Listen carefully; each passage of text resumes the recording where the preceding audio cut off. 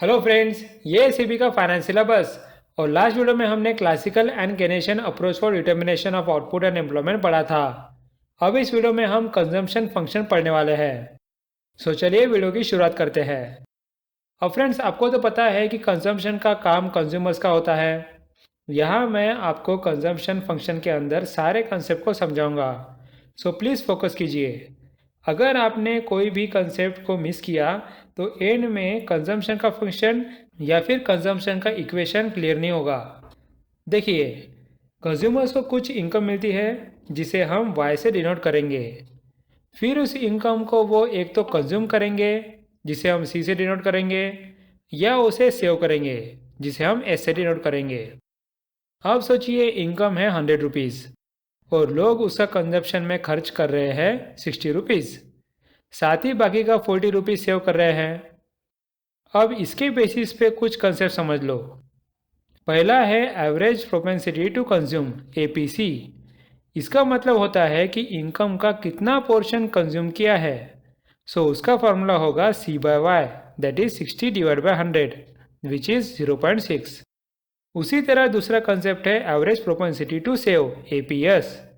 इसका मतलब होता है कि इनकम का कितना पोर्शन सेव किया गया। सो उसका फॉर्मूला होगा S/Y, that is 40/100 equal to 0.4।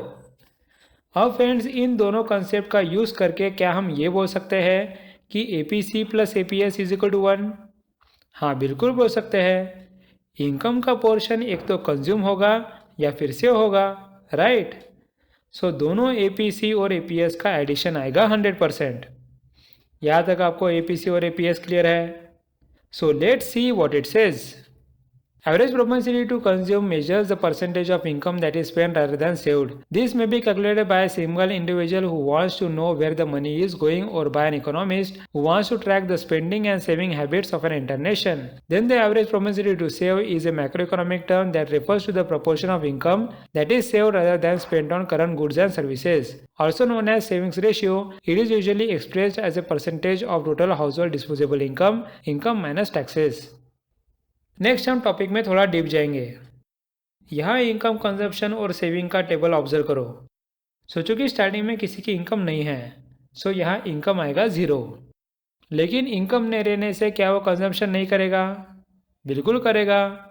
थोड़ा सा जो ज़रूरी या मिनिमम कंजप्शन का खर्चा है वो उसे उठाना ही पड़ेगा, राइट। अब फ्रेंड्स, इनकम के बिना जो हमें मिनिमम कंजम्पशन करना पड़ता है उसे हम ऑटोनॉमस कंजम्पशन बोलते हैं, जिसे हम ए से डिनोट करेंगे। यहाँ ऑटोनॉमस कंजम्पशन ऐसा कंजम्पशन होगा जो हमें इनकम हो या ना हो फिर भी करना पड़ेगा, यानी कि ये कंजम्पशन इनकम से इन्फ्लुएंस नहीं होगा। क्लियर है? अफेयर्स, ये कंजम्पशन तो हमें करना है, लेकिन इसका खर्चा कहाँ से करेंगे? इनकम तो हमारे पास नहीं है। सो उसके लिए या तो हमें किसी से बोरो करना होगा या फिर हमारे पहले वाले सेविंग से पैसे यूज़ करने होंगे, राइट। उसे हम सेविंग्स में लिखेंगे -100, यानी हम सेविंग्स नहीं कर रहे हैं बल्कि सेविंग से पैसा उठा रहे हैं। इस फिनोमेनन को हम बोलते हैं डिसेविंग। सो क्लियर है आपको डिसेविंग और ऑटोनॉमस कंजम्पशन का concept?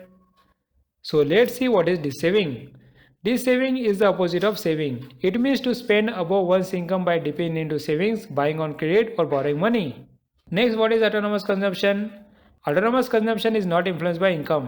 We must understand that consumption can never be zero. If the earnings become zero, minimum consumption is never notified. Such consumption is called autonomous consumption. If income is low, there is a minimum level of expenditure that is higher than the income. In such a case, consumption has to be maintained irrespective of income. The minimum level of consumption is said to be autonomous consumption. अब friends, हम इसी table को आगे लेके जाते हैं। अब सोचो कि इनकम बढ़ के 100 हो गई, मतलब यहाँ हम इस पैसे का यूज़ करके हमारे कंजम्पशन की नीड पूरी कर सकते हैं। सो यहाँ कंजम्पशन आ जाएगा 100 और सेविंग्स रहेगी 0। मतलब यहाँ हमारी सारी इनकम कंजम्पशन में चली गई। इसी को हम कहते हैं ब्रेक इवन पॉइंट। मतलब ऐसी सिचुएशन जहाँ इनकम ऑटोनॉमस कंजम्पशन के इक्वल होता है और सेविंग्स बिल्कुल नहीं होती। क्लियर है? So break-even point is when consumption expenditure reaches the income. It is called a break-even point stage if there is no concept of saving. At break-even point, income is equal to autonomous consumption. अब next हम उसी table को आगे लेके चलते हैं। सोचो कि यहाँ इनकम बढ़कर हो गई 200। अब क्या कंजम्पशन बस 100 रहेगा? नहीं फ्रेंड्स, इनकम ऑटोनोमस कंजम्पशन से बढ़ने के बाद कंजम्पशन बढ़ना शुरू हो जाता है। सोचो कि कंजम्पशन आ गया 150 और यह बची हुई सेविंग्स हो गई 50। अब यहाँ हमने क्या ऑब्जर्व किया? Delta Y that is change in income was 100, then delta C that is changing consumption is 50 और delta S that is changing savings was 50। अब इनका यूज़ करके हम दो नए कंसेप्ट निकालते हैं। यह पहला है marginal propensity to consume MPC। इसका मतलब ये होता है कि इनकम चेंज के प्रोपोर्शन में कितना कंजम्पशन चेंज हुआ। इसका फॉर्मूला आएगा delta C by delta Y, that is change of income का कितना पोर्शन कंज्यूम किया गया, वो आएगा 50 डिवाइड बाय 100 दैट इज 0.5। उसी तरह हम निकाल सकते हैं marginal propensity to save MPS, मतलब इनकम चेंज के प्रोपोर्शन में सेविंग्स में कितना चेंज हुआ, वो आएगा delta S divide by delta Y that is 50 divide by 100 equal to 0.5। अब फ्रेंड्स, इन दोनों कंसेप्ट का यूज़ करें क्या हम ये बोल सकते हैं कि MPC plus MPS is equal to 1? बिल्कुल बोल सकते हैं। जितना इनकम में इंक्रीज आया वो एक तो कंज्यूम होगा या सेव होगा, राइट? ये दोनों कंसेप्ट आपको क्लियर है। Let's see what it says. The marginal propensity to consume measures the degree to which a consumer will spend in relation to an aggregate raise in pay. Often, higher incomes express the lower level of marginal propensity to consume because consumption needs to are satisfied, which allows for higher savings. By contrast, lower income levels experience a higher marginal propensity to consume, since a higher percentage of income may be directed to daily living expenses. Whereas the marginal propensity to save MPS is the proportion of an increase in income that gets saved instead of spent on consumption. MPS varies by income level and is typically higher at higher incomes. अब friends, अब तक जो हमने table के भरोसे पढ़ा, हम ये बोल सकते हैं कि कंजम्पशन के दो पार्ट होते हैं। एक तो ऑटोनोमस कंजम्पशन A, जो कि इनकम पे डिपेंड नहीं रहता। इनकम हो या ना हो, ये कंजम्पशन के लिए हमें खर्च करना ही पड़ता है। और दूसरा पार्ट है इंड्यूस कंजम्पशन, यानी कि ऐसा कंजम्पशन जो इनकम की वजह से इंड्यूस हो रहा है या बढ़ रहा है। और फ्रेंड्स, क्या हम इंड्यूस कंजम्पशन को फार्मूला में ऐसा लिख सकते हैं MPC इंटू वाई? बिल्कुल लिख सकते हैं। MPC that is marginal propensity to consume, ये एक ऐसा परसेंटेज होता है जहां हमें पता लगता है कि इनकम के चेंज होने पर उसके प्रोपोर्शन में कंजम्पशन कितना चेंज हुआ। अगर हम इसे इनकम से मल्टीप्लाई करेंगे तो हमें इंक्रीज कंजम्पशन की वैल्यू आ जाएगी, राइट? और फ्रेंड्स, आप सोच रहे होंगे यहाँ तो MPC इंटू डेल्टा वाई आना चाहिए, उसके बाद ही हम इंड्यूस कंजम्पशन मिलेगा। आपकी बात बिल्कुल सही है फ्रेंड्स, लेकिन जब भी हम कोई थ्योरी प्रूव करते हैं या फिर जनरल फंक्शन निकालते हैं तब हमें बहुत सारी चीज़ें अज्यूम करना पड़ता है। यहाँ हम अज्यूम कर रहे हैं कि ऑटोनोमस कंजम्पशन बहुत कम होता है और यह डेल्टा वाई के जगह कंप्लीट वाई लेने से कोई फ़र्क नहीं पड़ता, क्योंकि फ्रेंड्स, जब हम पूरे कंट्री के कंजम्पशन की बात करते हैं तो उस समय डेल्टा वाई और वाई में ज़्यादा डिफरेंस नहीं होता। क्लियर हो गया आपको induce consumption? Let's see what it says. Induce consumption is the consumption influenced by income, where M is the marginal propensity to consume, which means the consumption level increases for every rupee increase in the revenue, Y indicates the income. और friend, John Keynes ने इन सारे situation को observe किया और एक consumption function निकाला।